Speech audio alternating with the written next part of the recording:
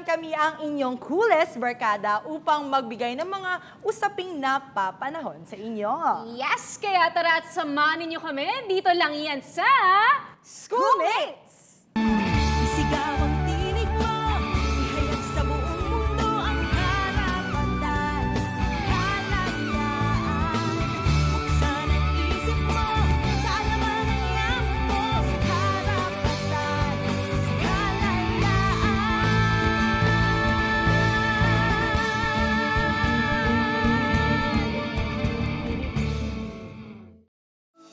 At today, Gina, if we're gonna give it, we're gonna give Yes. it, and we're gonna give you a quotable quote for today. Bigang opening agad, di ba? So, John Maxwell, ang isang author ng librong The 21 Irrefutable Laws of Leadership, sabi niya, change is inevitable but growth is optional. So, parang ngayon na maraming nagbabago sa ating panahon, kultura, panahon literal, like maulan, mabagyo, lahat Climate na. Lahat change. nagbabago with the retrograde. With the retrograde. Ayan, maraming nagbabago sa ating henerasyon. So, ngayon na nagbabago ang panahon, paano nga ba nakakasabay ang henerasyon sa pagbabagong ito? Yun ang gusto natin pag-usapan for today. Wow, Yes. parang huhubugin ng panahon. Correct. True. And with that. And speaking of change, ngayong araw ay ating pag-uusapan ang generational change. Correct. Kaya naman magpo-focus tayo sa tatlong generations. Ang Generation X, Millennials, and Generation Z. Yes. Ayan. At syempre, ang Generation X, para sa mga gustong malaman ng schoolmates natin, I'm not sure kung may hindi pa ba nakakaalam because our generation loves labels. Labels, ayan. Ang Gen X po or Generation X ay yung first generations who have experienced the digital age. So yung advent ng pagbulusok ng teknolohiya sa ating bansa, sila ang naka-experience niyan. They coined themselves to be digital immigrants and can adapt to change very much easily dahil nga hinubog ng panahon at very much True. resilient and resourceful as a generation. Yan. Yan, sa kabilang dako naman. Wow, very old soul. Sila'y tech-savvy daw, resourceful, optimistic, pero medyo narcissistic. Bakit nga ba sila narcissistic? Ewan natin. Malalaman natin yan later on. Correct. Sila'y considered then as first multi-screen users. Yes, Ayan. ang tawag nga daw kasi sa kanila, kaya Ay? narcissistic ay selfie Generation. generation. At yan, ang mga millennials. Yes, ang Gen Y, moving on now to last but not the least, but the Gen Zs, na buong bibig ng bawat TikTokers True. ngayon, ang Gen Zs ay ang tinatawag natin na digital natives. They have already adapted to the cusp of technology and very much wanting to change the world. At called digital and woke generations, advanced at enhanced versions nga daw. And of course, call themselves unstoppable because they are committed to changing the environment and changing the world. Wow. Wow, very heavy yan. Correct. Kaya naman ating pag-usapan at himayin ang mga changes na ito. At meron nga ba tayong matatawag na sino mas angat, sino mas sikat, superior generation? Correct ka dyan. At para patunayan at ibida sa atin yan, malalaman natin yan mula sa ating mga guests for today, si Jan, Paul, and Janella, or Nelly. She wants to call herself Nelly. Yes. What's up, schoolmates? Hello. Ayan. Welcome. Ayan. So can you introduce yourselves to us? Pakita mo kung sino, pakita mo kung sino ka at ang inyong mga ganap sa life. Simulan natin kay Jan. Well, magandang araw sa ating lahat. Ako po si Jan Alejaga. During my time, I used to be a national youth leader. And as of now, I used to be part of in the practice of medicine and law. And now I dedicated my life in service in our community. So right now, I'm heading two non-government organizations, namely La Liga Marikina and Civic Action Team of Marikina. Yun sa Lagari, si Jan. Marami Jack siyang of all ginagawa. trades. Jan of all trades. Ah, wow! tama. Yeah, Jan of all trades. Pak. At bilang hindi magpapatalo, Paul, it's your time to Hi, shine. my name is Paulson A. Pascual.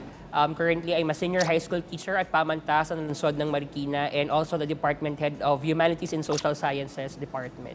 I'm also a social media influencer. Wow. Parang ang daming mga social media influencers sa kanilang generasyon. At syempre, hindi magpapatalo, last but not the least. Nelly, ibigay mo. Go. So, hello po. Ako si Janelle Samaniagot. You can call me Nelly po. I'm a third-year student at CIIT College of Arts and Technology and president of our animation org kasi Bachelor of Animation po ako. Wow. Ayan. So, lahat sila has something to do with their own passions. At bilang passion nila ang mag-introduce ng kanilang mga sarili. I-introduce nila further ang kanilang mga henerasyon because meron kami hinanda na game for you guys. Ganito tayo mag-break the ice ngayon. It's through a True. game.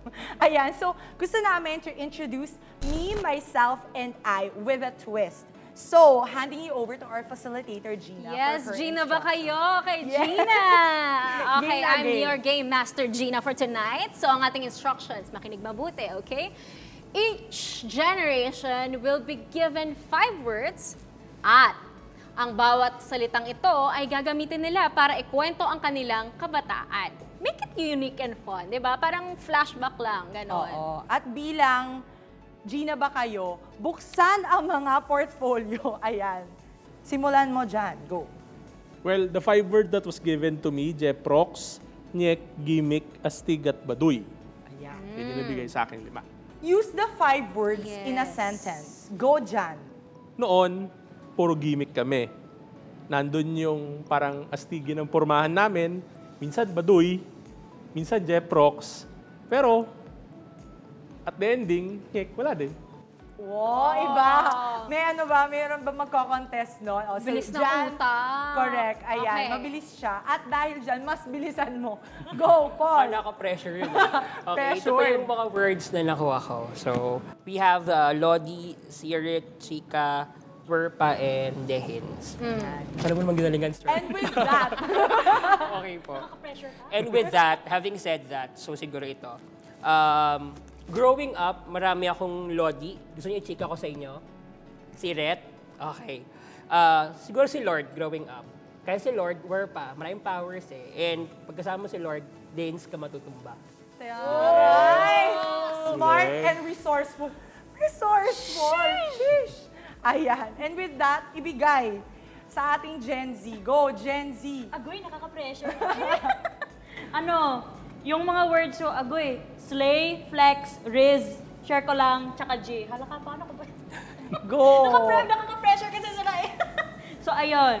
So, share ko lang, be. Ayan, share ko lang, be. May nagpa-flex sa akin doon sa, sa classroom namin. Nung pumunta ako sa college namin, may nagpa-flex sa akin. Nagpa-flex ng mga computer gadgets siya. Agoy. Pero, may riz siya. Riz. May Okay. riz siya. So, hindi ako nagalit. Riniriz niya ako eh. Tapos, slay na lang tayo. G na G ako pupunta sa kanya. Kasi may mga gadget siya, hiram na lang ako sa kanya. Ayan. So, dun sa mga words na na-share sa inyo, tingin nyo ba with the generational change, nakasabay ba ang Gen X, Y, at Z? Nagkaintindihan ba kayo? Yes. Tatlo sa mga words na ginamit nyo? Or na-encounter nyo pa ba yung mga words na sinabi ng isa't isa? So, simulan muna natin kay Gen Z bilang ikaw ang pinakabata. Pinakabata? Wow, go. So, nung kanina, nang si Kuya Jan, parang, hindi, wala akong naintindihan, sorry. Okay. Wala akong naintindihan, pero narinig ko, Werpa. Ayan. Pero sa amin kasi, Werpa, parang jeje. Parang, Jejemon. Parang jeje na siya eh. Pero at the same time, parang, ano naman siya, it's a fun word to say, di ba, Werpa? Yun. Thanks, Nelly. Ayan, so syempre mga experiential questions na itatanong namin. So, Paul, ikaw, nung narinig mo yung words ni Jan at saka ni Nelly, nakasabay ka ba? Or may parang question mark, ha? Siguro, ano yung word na yun? One of the advantages of being born na millennial, medyo nakaka-relate pa ako sa words na ginamit ni Kuya John. At the same time, since I'm a teacher, senior high school teacher, Right. yung language na sinasabi ni Niel, nakaka-relate pa rin ako. So, paras ko silang naintindihan doon sa mga sinasabi nila. Ibang take din yon. Jan, ikaw. Ako naman, siguro, sa totoo lang, hindi na gaano nahihirapan. Kasi when I was still part of the academe, syempre, every time that you meet new students, gano'n na may na-encounter mong languages eh. So para sa akin, parang, alam mo yun, nagigets mo na rin eh. Nakukuha mo na rin eh. So parang, minsan nga sinasabi ng misis ko, ano-ano yung mga salitang ginagamit mo. Parang wala na sa generation ko, natutuwa siya na yung mga words ng mga bata nakukuha ko. Sabi ko parang nakakapag-adjust na rin. So kahit pa paano, medyo hindi ko na naintindihan yung iba. Pero parang narinig ko na, pero nandun yung part na, ano nga ba yun, ano nga ba yun. So parang ganun. Bakit nila naintindihan? Ba't ako hindi? Di ko alam yung Riz.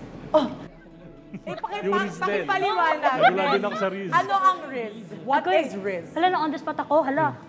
Riz, kasi kapag may TikTok ka, Riz, para siyang charisma. Oo, ayan. So medyo Oo. na ganun yung yung charisma. You call it Riz. I learn charisma. something new every day. Yan. At dahil naging masaya ang ating first round of game, let's move on to another mas masayang round. At ito ang pakita mo kung sino ka, Gadgets and Fashion Items Edition. Ayan, so may papakita kami ng mga pictures or na related sa gadgets or fashion items. And i-determine ninyo kung ito ba'y belong sa Gen X, sa Gen Y, or Gen Z. Or pwede namang pare-pares niyong naranasan. Okay? Let's start. Ating first picture, flashing on the screen, kaninong generation ito? Oh, nagtaas si Generation X tsaka si Generation Y. Ano tong item na ito? Sige nga. Floppy disk. Anong, dahil dyan, anong experience mo sa floppy disk? Tanda Share ko mo nung, naman. tanda ko nung college ako, naabutan ko pa yung malaki niyan eh. May malaki pa yan actually. Kulay black na malaki. Mas Tapos makapal? lumit pa. Hindi, manipis lang siya. Oh. Pero mas malaki. Pero ito, yung version nitong floppy disk, bago-bago na yan eh. It transition doon sa CD. From floppy disk, naging CD. So, naabutan ko pa yung una. So, anong experience ko? Isa yan sa mga magastos nung araw. Kailangan bumili ka talaga. Kasi may subject kami, nakalimutan ko na kung anong subject yon, na kailangan namin bumili lagi nun. Saan siya ginagamit? Computer. Pang save ng file. parang Kasi flash try to drive. think of it as sinaunang USB. Okay, Tapos, wow. ang problema pa, lagi nakukurap yung floppy disk. Kaya bibili ka na naman ng panabago. Ang floppy disk mismo yung nakokorap? Oo. Ay, look. So, bibili ka na naman ng okay. panibago. Hindi niya naabutan yun. Inaabutan niya. Hindi. Paul, ikaw, ano experience mo? Ako parang, as far as I remember, parang bata ako, ang tawag dyan, hindi siya floppy disk. Parang narinig ko disket. Disket. Disket Oo, na yung tawag disket. sa kanya. So, ginagamit niya sa computer. Kasi nung bata ako, since hindi naman available talagang computer sa lahat ng bahay, dahil ako sa bahay ng mga pinsan ko, maraming disket. Kasi nga kagaya na sinabi ni Sir John, mabilis ang makorrupt. So, naiipon sa bahay yan. Tapos, ginagawa ko sa laruan, sinisira ako na sinisira. Hindi ko alam, mahal pala yun. So, yun. Inanala ko, disket siya. Okay, wow. Disket, floppy disk. Wow. Yan. Iba-iba ang kanilang experience. Nelly, Una pa lang naabutan mo yan. yes or nor? Hindi. Pero, ang funny din, nasa textbook na kasi na namin yan Textbook eh. na lang, Oo, naabutan ni Ned. May computer subject kami, tapos nakalagay doon, floppy disk, tapos parang ano kami, 2 gig lang, o mga MB lang. Tapos makikita mo sa generation ngayon, kay liit-liit, 1 terabyte. Oo. Siyempre, iba-iba na ng experience. Kung gano'ng kalaki. Paliitan. True. ang At syempre, labanan Trisha, ngayon. una pa lang yan, di ba? Correct. Moving on. Ang next na item ay, kaninong henerasyon ito? Wow. Agoy. Ayan. At ang nagtaas ay all three. All three. Ayan. So, sige. Paki-explain. Ano ba ang nasa picture? Nelly? Ako. Yes. Hindi ako. So ano siya, nakita ko to, TikTok lang. Pero as I saw, Apple na Apple na logo, Gen Z na talaga yan. Tatak Gen Z kapag Apple. Pero nakita ko siya sa TikTok, AirTag, na parang mga stalker videos, na maglalagay sila ng AirTag sa mga sa mga kotse, isa-stalk ng mga cheater na ex. Wow. Iba-iba ng gamit. Ayan, okay. Tracking device. Tracking device. Nelly, thanks. Paul, ikaw, ano experience mo sa AirTag? Yung AirTag, di ba, ano siya, actually may GPS, so natatrack mo nga talaga siya kung nasaan siya. Ba yung gamit mo, di ba? So, may AirTag ka doon ng Apple. So, pag na-misplace mo siya, so madali lang pag Apple user ka doon, may Apple phone ka. So, madali para sa'yo ma-detect kung nasan yung belongings mo. So, sa kanya, cheaters na boyfriend ang hinahanap. Sa kanya, gamit. Gamit. Jan, saan ginagamit ang AirTag? Ako, alam mo, honestly, ang unang kwento ko dyan, I was in a meeting, tapos may biglang nawala, may hinahanap sila. Try daw itag yung AirTag. Tapos nung nakita ko, unang reaction ko, di ba parang Tamagotchi yan? Ano yan? Tamagotchi walang screen. Tamagotchi walang screen. Sabi, AirTag pala yon na ginagamit nga pang track. Sabi ko, Ang cute kala ko kasi Ano parang yung ano yung version ng Gen X ng AirTag? bula. Oh, Ang, okay. ang Isip-isip version ng lang. AirTag noon, nakita mo yung nawawala akong gamit. Yun yung version Ang noon. nahanap, ganun. Ngayon, Walang tanong. check mo lang, makikita mo na. Oh, yun. Yun na lang. Okay, so syempre So, ano yan, next. second pa lang, meron pa tayong next na itata. Ano yan? Oh my God. Sino yan? Sino yan? Sino yarn? Okay, Paul, ikaw naman. Kasi naalala ko, meron kasi akong sister. So naalala ko yun, si Jolina, no? Jolina Fashion, marami siyang nilalagay na kung ano na sa buhok niya nung high school siya. And noong time din namin, nung elementary, nakakita ko yung mga classmates kong babae, yung notebook nila na may mukha ni Jolina. So, ayan, Kaya pala yung nanay ko. Generation Y talaga siya. Jolina pa yung pangalan niya. Hala ka. Si Jolina Magda. Mami Jolina. Jos, Mami kung Jos. mapapanood mo man to. Correct. Jan, ano experience mo kay Jolina? Yun din, same Magdangal? din sa kanina na yun nga, naabutan kasi namin yung mga notebook, puro artista. Tapos, one good experience ko with Jolina, fan kasi yung misis ko ni Jolina. So there was a time na hilig niya yung mga, talagang yung mga pormahan sa buhok, pati yung keychain, yung ballpen na may pa feathers. Meron nun, meron talaga. So sabi ko, tapos syempre, nung time ko din, generation ko, sabi ko parang kakaiba, pero alam mo yun, ito was hype eh. Saka, Diyos ko talagang nag-boom siya during our time. Chuba Chuchu ear. Oh, yun. Chuba chuchu. Ayan. Pero in fairness naman kay Jolina, meron kasing kanta si Jolina na paboritong-paborito ko, which is Tameme. So sabi ko parang ang dream ko noon, hindi ko kasi nakaranasan mag-JS. Hindi Sabi ako ko parang naniniwalang paborito mo. hindi naman, pero Kantahin mo nga. wag mo na ako pakantahin. Pero yun, yung Tameme kasi parang maganda siya, parang it's something na, yun yung isa sa kanta ni Jolina tumatak sa akin. Sorry for telling it. Ayun. So si Nelly, it's a pass for me. Hindi Yes. daw niya na-encounter. Na-encounter ko actually, pero hindi ko alam na Jolina yung pangalan niya. Ano ang alam mong pangalan ni Jolina? Hindi ko alam. Si Jolen. Si Jolen. Kasi yung nakita ko yung screen, yung picture, alam ko yung colorful na ano kasi. Na hair. Kasi millennial yung ate ko. Parang same lang sila ng generation ng ate ko. Tsaka nung nag-high school, may mga hip-hop competitions, right? Tapos parang sinasabay nila yung trend. Ang daming buting-ting sa hair nila nung hip-hop. Ng millennials noon. Batang-bata pa ako noon. So iconic si Jolina for her hair Yes. trends. Yan. At Okay. with that, Next. ay, agad-agad. SNY, okay. For that item, ano po iyan? Ang round na ito ay para sa inyo. Charon. Yes, Jan. Dahil hindi namin alam. Beeper. Beeper. Kasi experience ko sa kanya, it was my clerical. Meron na kaming ganun. Para pag, ba, pinipage ka ng ward, pinipage ka ng Ano meaning ER. ng page? What's a beeper? Parang, try to think of it as parang text, pero short lang siya. Na short message, tapos tatawag sa network para sendan ka ng message. So during my time, it was my clerical din, nung pag-graduate pa lang ako ng medicine. So pag pinipage kami, doon pinapadala. So doon mo nakikita. So maraming colors yung beeper. Marami. So parang walang text talaga, as in May tunog text siya. lang. May text siya. Okay. Pero short lang, hindi kagaya ng text message niya na ang haba. Parang Yun, maiksi lang. Characters Oo. na pwede mong iyan. May limit lang. Ikaw naman, Paul, anong experience mo As sa far as I beeper? remember, ano pa yan eh, kasi nga kagaya sinabi ni Sir John, para mapag-message ka, kailangan mo nang tumawag sa landline. So may mga payphone, yan na ano sa kalsada, tapos doon mo iano yung message mo. Tapos parang may ano ba yun? May agent ba yun? Parang May agent. ganyan. Tapos doon lang marireceive Tatawag. yung short na message mo. Okay. Instead of sending it directly to sa Directly, receiver, oo, merong hindi. Meron pang tatawagan. Yeah. Okay. Alright. Yes, Nelly, anong input natin dun sa beeper? Wala, pass. Wala. Di naabutan, di natin Hindi naabutan. talaga. Dahil dyan. At first, akala ko parang electrical to.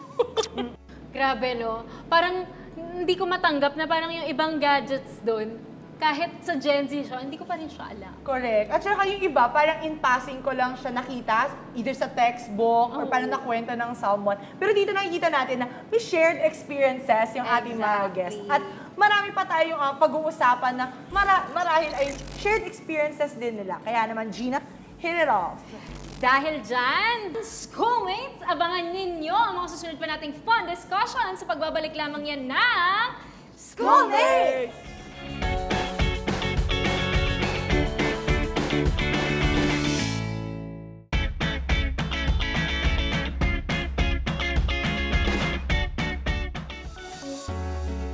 Nagbabalik ang schoolmates at kanina nga guys, yung mga guests natin, si Jan, si Paul at si Nelly ay kanina nagkaroon ng mini discussion ng kanilang mga sharing of their experiences ng iba't ibang mga nakita siguro nila or na-experience sa kanilang mga panahon or in their own unique way. So ngayon, guys, gusto namin kayong tanungin.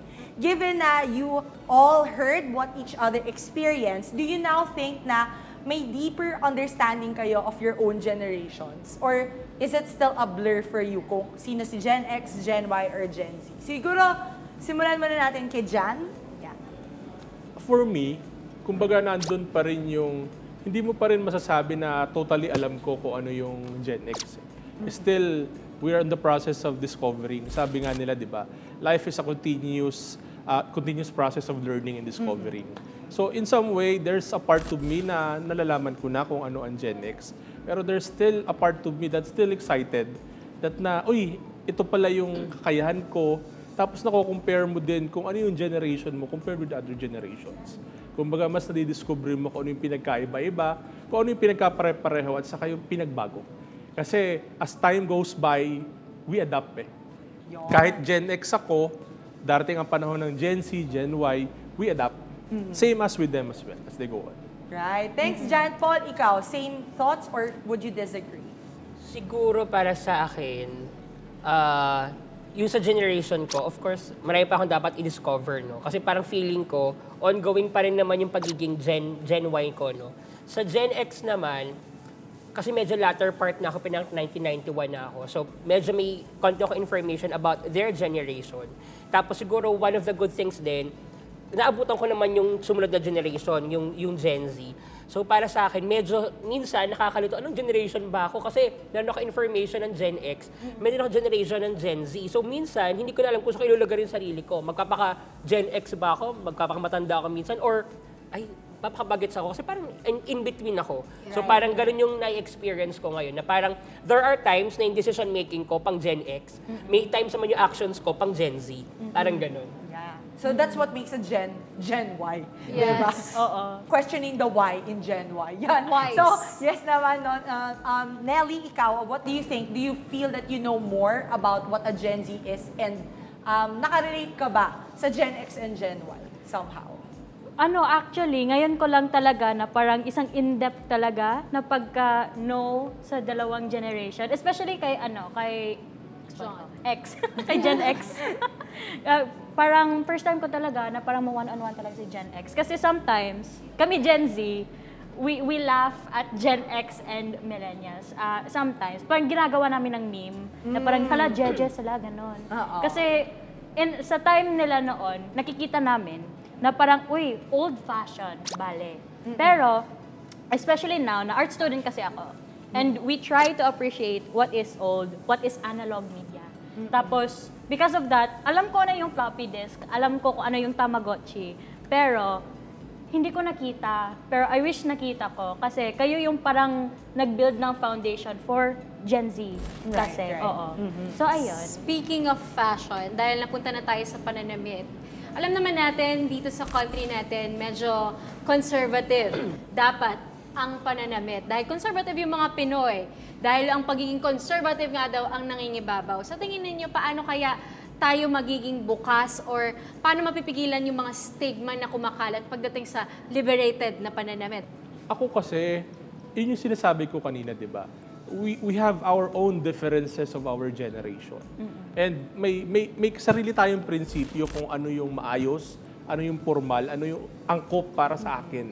Pero it doesn't mean kung ano yung okay sa akin, okay din kay Gen Z, okay din kay Gen Y. Kaya nga, di ba, nandun yung proseso that we need to adapt, yung pagbabago. Kasi dapat nating maintindihan na ang panahon, time goes by and change is imminent. Kailangan natin intindihin na kailangan ng pagbabago. Paminsan-minsan meron talaga mga tao na sarado ang isip na, ay, ito kasi nung panahon namin eh. You cannot push kung ano yung gusto mo nung panahon mo sa panahon nila. Tama. Kasi iba yung generation nila sa generation natin. Kumbaga, nagbabago ang panahon. Bago naman tayo dumating sa Gen X, may nauna pa rin panahon eh. And before we arrive to this moment, nung Gen X namin, may nauna pa. And it transitioned as years goes by. Same as with the others as well. Sa inyo ba, ikaw, Paul, madalas nyo ba narinig yung word na, hindi kami noon, ganyan. Parang paano ka nag-react pag gano'n? Sabi nga kanina, parang medyo narcissistic kami mga Gen Y.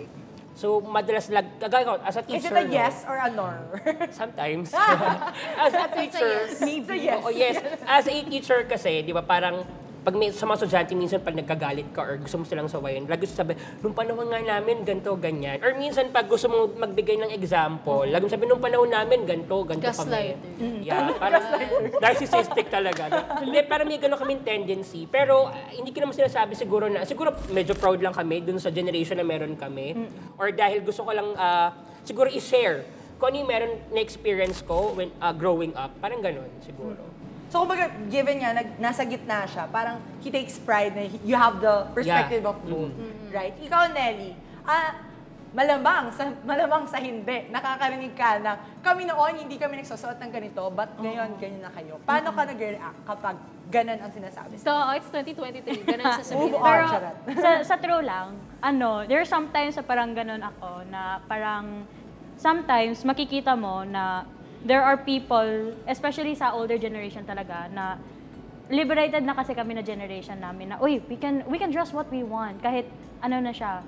Oo. Pero at the same time, we have to understand their generation din. Kasi you have your own stance. May stance din kami. Tapos we have our own definition siguro of liberated na clothing. May own version din kayo na liberated clothing. Ayun. Tapos sa question niyo, palagi, mama at papa ka parang. Oo. Yung panahon namin. Itag ang mama at papa ni Nelly. Oo. Hala ka, kung nakikita nyo, anyways. Ayan. Okay. So, Nelly, Paul, and Jan, from fashion, let's move on naman to gadgets and technology. So, syempre, tayo yung nakakita ng pagbulusok talaga ng social media, hardware, software, you name it, we have it. Diba? So, kayo ba, did you experience or have you seen people from your generations adapt quickly? May nahirapan ba? And parang, how do you chalk that up with the differences in your generation? So, simulan muna natin kay Jan. Sa Gen X, hindi nahirapan eh. Kasi kung babalikan mo yung panahon na yon, doon lumabas yung mga malalaking mobile phones eh. Tapos unti-unti, lumiit, lumaki, paliit, lalo na pumasok yung Nokia generation. Kumbaga, papalaki eh. So nung nag-transition sa smartphone, hindi na nahirapan si Gen X eh. Kasi nasimulan siya ng mga unang mobile phones na malalaki. So yung pag-a-adjust, hindi naging ganong mahirap. Compared siguro yung mas older generation yon, medyo nahirapan. Pero look now, di ba? Sinong karamihan active sa social media? Mga lola at lola natin. Yan yung mga active ngayon. Kasi we adapt. Nag-a-adapt naman. Built different ang Gen X. Yes. Gen Y, kayo naman, Paul, bilang ikaw ang nasa middle child syndrome, ano ang experience mo sa changes ng gadgets and technology? Siguro hindi rin masyadong nahirapan. Kasi nga kagaya ng sinabi ni Sir John kanina, parang sa bawat generation, may panibagong gadgets na dumarating. Right, So, syempre, right. pag dumating sa generation mo, mag-a-adjust ka, mag-a-adapt pero sa gadget na dumating. So, para sa akin, hindi siguro masyadong nahirapan yung generation namin. Kasi sa generation Y na, dumating yung gadgets, yung social media, so madali sa amin mag-adjust. Parang ganun. Gen Z, kayo ba? Siyempre may mga old phones pa rin kayo nakikita in-store, ganyan. At bilang, we love everything that's new. Tayo ba? Wow! Siyempre kailangan i-include ang sarili.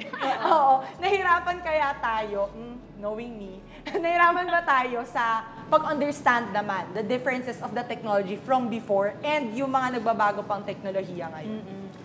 For me, as a Gen Z, advance na kasi mag-isip. Advance na din yung mga technology namin, So, parang na-understand namin kung nasaan yung pinakauna talaga na Gen X. Kasi kayo yung foundation, yung nasabi ko kanina. Kayo yung foundation Kayo yung nag-build up ng groundwork sa amin. So, we know the basics. Kasi kayo yung gumawa ng basics.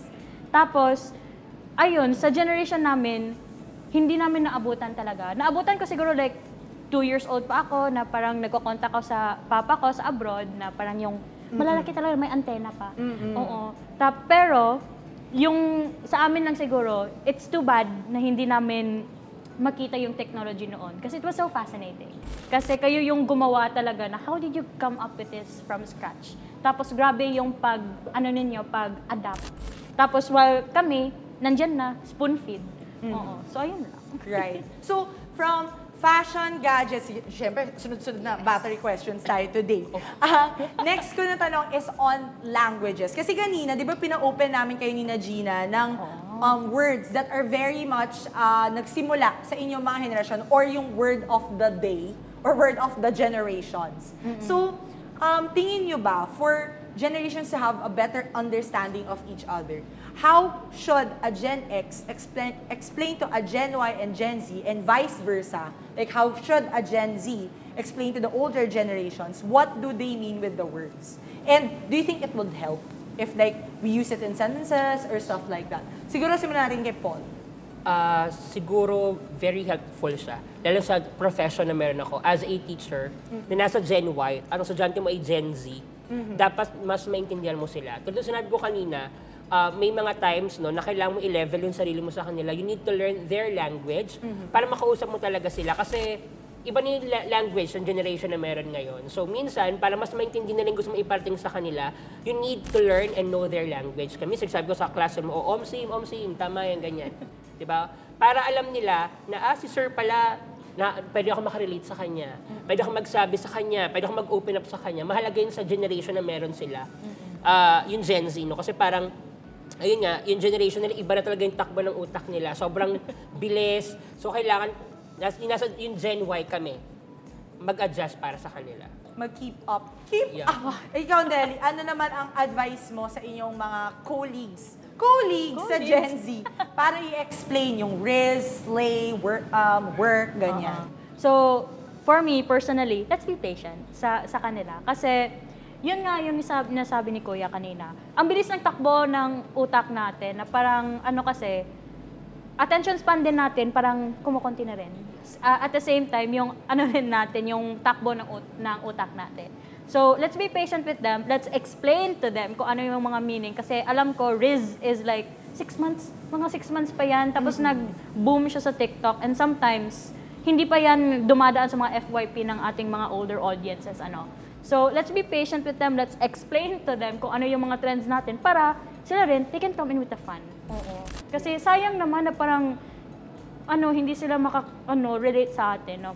Right. Missed opportunity. At dahil dyan, nakarelate ka ba dyan sa sinabi ni Nelly? Oo naman, kasi ako kagaya din ni Paul kanina nung sinabi niya na syempre kailangan mo rin unawain sila, kailangan mo rin ipaliwanag. You need to adapt to them. Pasensya na paulit-ulit ako sa word na adapt, no? Pero alam mo yun, parang yun kasi yung essence na para mas maintindihan mo sila. For you to effectively deliver your message, kailangan na minsan sumabay ka kung ano yung lingwaheng ginagamit nila. Hindi mo pwedeng gamitin yung lingwahe ko noon sa lingwahe nyo ngayon. Kasi minsan, napakalalim naman. Parang ang hirap intindihin.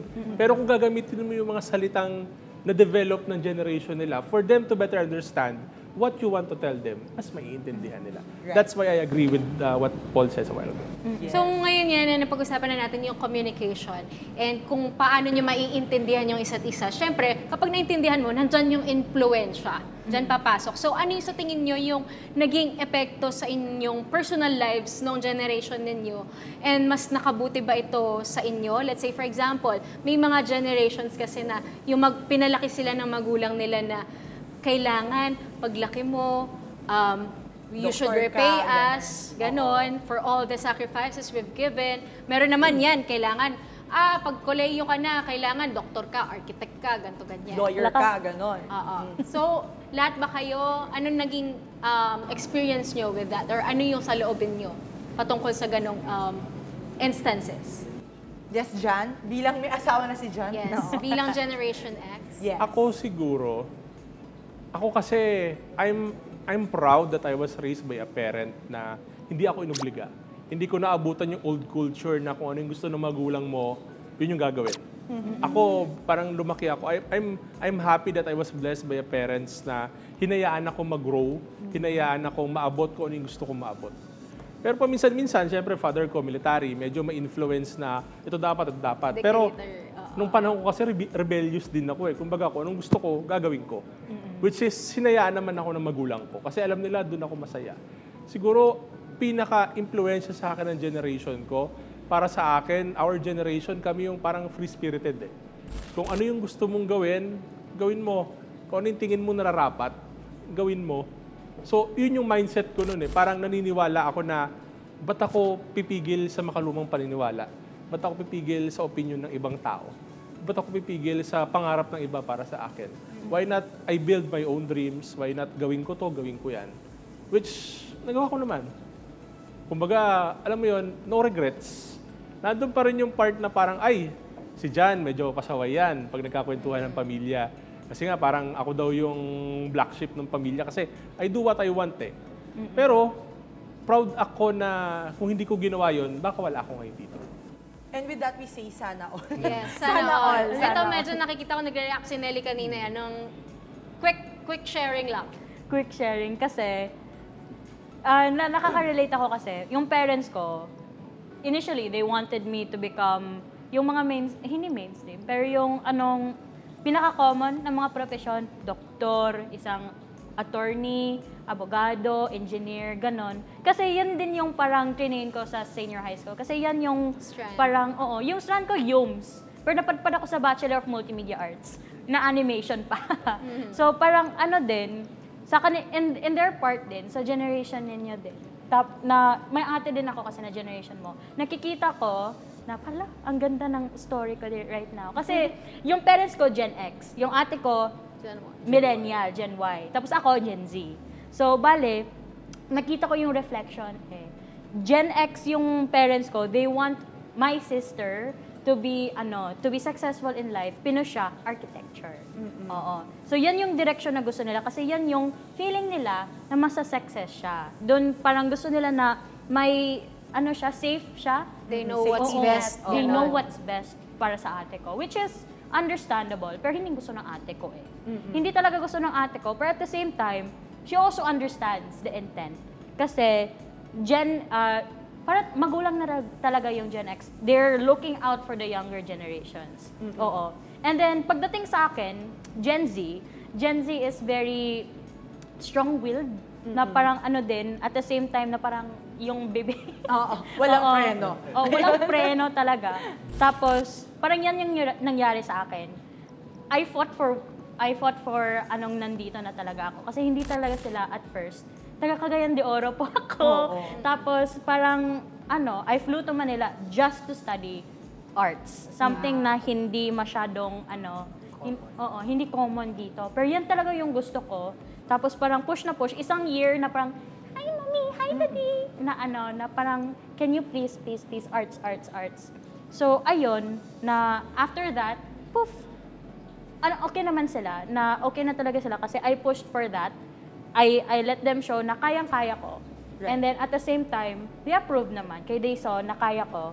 Pero, so nakikita ko sa ate ko, sayang lang talaga sa ate ko kasi they wanted what's safe for her, pero what she doesn't want. Yan lang sana. So medyo unique din yung experiences ninyong dalawa kasi he claims to be free-spirited pero si Gen Z ang nakulong sa ibang dimension. But now naman, in this generation, social media is very much rampant. Lahat tayo, syempre, connect na connect ang ating social media influencer dito. Yeah. At usong-uso ang mga fake news, di ba? Paano mo natitimbang coming from the learnings of your generation, paano nyo natitimbang what's right, what's wrong?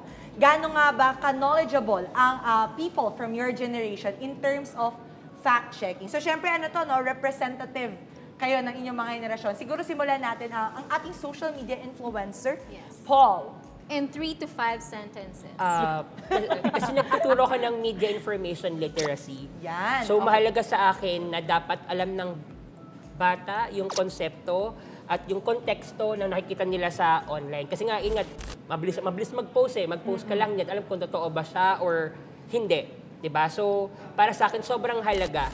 Sa generation namin, actually, kami yung generation na mahilig pa mag-research. Kasi syempre, hindi kami tamad magbasa. Unlike nung mas younger generation, gusto nila yung Nandiyan na, mabilisan. nasa headline. Kung ano yung makita ko, kung ano yung headline yun na, di na nila binabasa yung kasunod. So siguro, malaking factor na yung generation namin, medyo masipag pa magbasa. So pag meron kami nakita na, ay, ito kaya, totoo kaya yan, medyo may pagkamarites kami na, ay, hindi, feeling ko may iba pang gustong sabihin yan. Yan. So, syempre, nag-share ang ating social media influencer. So, in 3 to 5 sentences, Gen Z, what do you think about fact check? Fact-checking talaga. Kasi nasa generation ako na attention span is so short na parang kailangan, this is also my ode to all of my Gen Zers. Please fact-check. Kasi nabubudol tayo sa mga headliners na napakaganda na, oh my gosh, ito pala yung nangyari, hindi binasa yung article.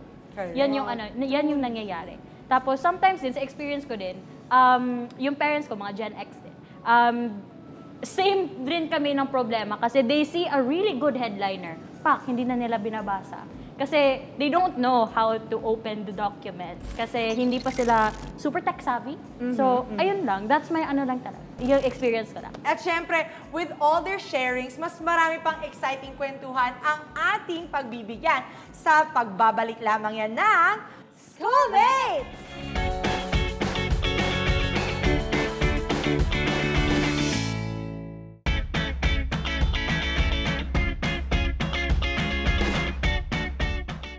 Generational change is what happens over time. This is what happens to a particular population over time. For example, it could be a change in taste in fashion or a taste in music, or it could be a generational shift from or changing of the guards in corporate management or in a political bureaucracy.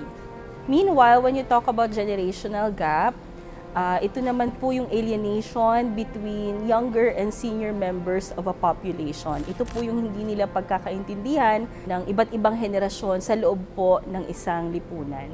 Papapansin na ang kino-contradict ng Gen Z yung millennials, yung mga ate at kuya nila na gustong-gusto nilang i-compete at kumbaga i-contradict.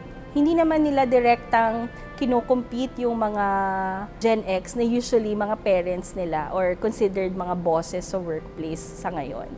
Ang masasabi ko lang ay may matutunan ang millennials at ang mga baby boomers na ngayon ay malapit nang mag-retire from their work sa ating Gen Z. Itong mga batang ito, laging inaakusahang tamad at quiet quitters daw. Pero sa totoo po niyan, they develop side hustles from their passion projects like photography or graphic design and other creative arts that they intend to develop into full-time jobs later in order to pay for their bills. They are also popularizing remote work, which is bringing their work on vacation, in beaches, in travel, because they believe that work-life balance is not really easy. You cannot really separate it. So why not make your life holistic and seamless? Ayan, siguro, Trisha, sa dami at sa haba ng pinag-usapan natin kasama itong tatlong henerasyon na to.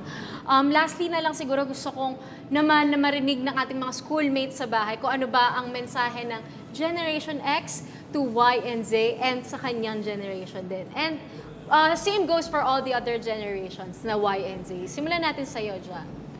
Siguro, I will not be pertaining sa X and Y, pero this is a message to everyone na huwag tayong matakot. Huwag tayong matakot na harapin kung ano yung darating, kung ano yung darating na bukas. Kasi minsan, normal lang matakot walang masamang matakot. Pero paminsan-minsan, yung takot natin, yun yung pumipigil sa atin doon sa dapat natin marating. On my generation, hindi ko pwede i-claim na generation namin yung tatapang Kasi I have my own fair share of fear. Pero sabi ko nga, kung hindi natin lalabanan yon, kung hindi natin lalabanan yung sarili natin.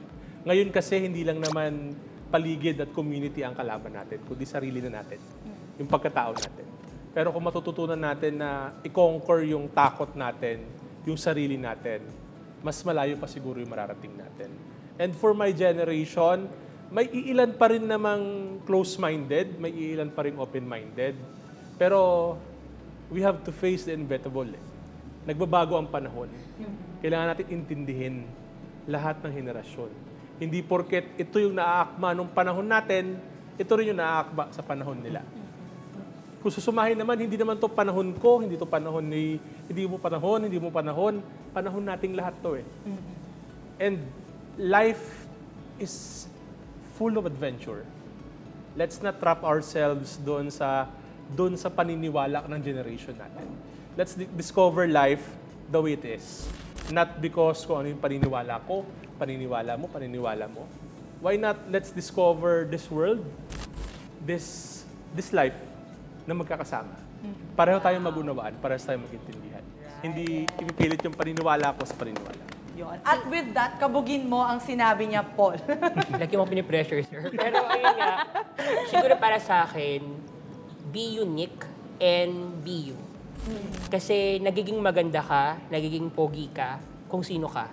No? So, and sometimes we create our own culture, our own generation, our own trend. So, para sa akin, walang above na generation, walang mas mataas, walang mas mababa. Kasi, bawat yan sa ating generation, may unique sa'yo na na-amaze ako, ngayon ko lang nalaman. Siya na-amaze din siya na ngayon lang din niya nalaman sa akin. So, bawat yan sa atin, pare-pares lang tayo. Kagaya na sinabi kanina ni Sir John, no? This is our generation. First and foremost, message ko muna kay Gen Z muna. Listen to them. Kasi sila yung mas may alam kaysa sa atin. Silang mas may experience. Sometimes sinasabi natin na sa ating selves na wala silang alam kasi older sila. No. They're older, so they know. That's why, let's listen to them. Let's listen to their wisdom. Kasi ang ganda ng mga words nila kanina eh. That's the point that I want to make. Kasi they have that wisdom. We have to take that wisdom. We don't have to compete with them sa ano yung nalalaman natin. Kasi sila yung talagang may alam. Sila yung may experience. We have to learn from that experience. Kasi sila yung may alam talaga noon. And then, final na message ko sa inyo, thank you so much. Kasi kayo yung kayo yung nag-build ng foundation kung nasan kami ngayon. Kayo yung nag-teach sa amin. Teacher ka, ikaw leader ka, and kayo yung nagli-lead sa amin to lead the next generation naman. So, ayun lang yung message ko, and thank you so much. Yun lang. Ang ganda ng wise words ng ating mga guests for today. Kaya naman, thank you so much, no? Kay Jan, kay Paul, and kay Nelly. At sana natuto din kayo sa episode na ito just as much as natuto rin kami all from you. Ayan. Okay, so Gina, nasimulan ko na lang din yung takeaway, short but sweet, na ang generational change nangyayari at mangyayari pa rin as time moves on. No? Ang gusto nating maintindihan is that understanding different generational changes should be a two-way street. Kapag nag-bring tayo ng conversations about interactions that we have in our schools, barangays, in our workplaces, and even in our family, hindi siya dapat na parang, ito na yung nakasanayan ko, ito din dapat ang nakasanayan nyo. But more of, how can I understand you and how can you understand me better? That's how all our conversations should be like. Similarly, sa paano nga ba nangyayari ang gobyerno natin ngayon, no? Hindi ibig sabihin na ito ang nakasanayan natin ng mga polisiya na ginagawa natin noon ay dapat ganito pa rin or same method pa rin yung ginagawa natin ngayon. So, yun yung knowledge or yung comparative advantage of having different generations because we understand na kung ano yung comparative advantage ng isa is an experience that can be gained by another generation. So, hindi siya dapat mas lamang ako sa'yo or mas under ka sa akin dahil there is no such thing as a superior generation. We're all moving in different time frames, different perspectives, different circumstances. Pero the understanding should be there. Every conversation should be held with respect. Whether you accept or disagree, when we hold our conversation, it should come from a level of compassion and understanding. So yun naman, Gina, I turn it Yes. over to you. Dahil nga, G, tayo sa mga cliche na quotable quotes. Yes. Totoo totoo guys, mga schoolmates, yung papunta pa lang kayo, pabalik na kami. Kaya wag sasama yung loob natin kapag sinabihan tayo ng ganun. They're not trying to brag, but they're just giving us a warning na baka maranasan nyo to kung gagawin nyo to kasi ginawa ko na yan dati. Ganon. So this isn't about creating divide between generations. They don't differ because they belong in different generations. Correct. I believe nagkakaiba sila sa maraming aspeto, sa edukasyon, sa religion, sa social status, sa family values and culture, sa pamilyang kinalakihan nila, sa lugar na kinamulatan nila. And also, nandyan din yung halimbawa yung mga older people, they wanna be younger. And the younger people, they wanna grow so fast, diba? They wanna grow up, diba? Since lahat ng generations ay natututo sa bawat isa. Shared wisdom. Since shared wisdom ang lahat ng ito, each generation, I believe, learn from older generations. Thus, ito yung tinatawag natin, breaking from all the generational traumas na naranasan nila. And to answer the question kung sino nga ba ang mas angat, Superior. sino ang mas sikat, sino ang superior generation, wala. Yes. Wala po. Wala pong None. At dahil agree ako dyan, Gina, with that, sa bawat usapin, sa bawat issue, may boses tayong mga kabataan. Sumali, makinig at makiisa dahil opinyon ng bawat henerasyon ay mahalaga. Kaya naman sabay-sabay nating isigaw sa buong mundo. Schoolmates! May pakialam ka! Sigaw ang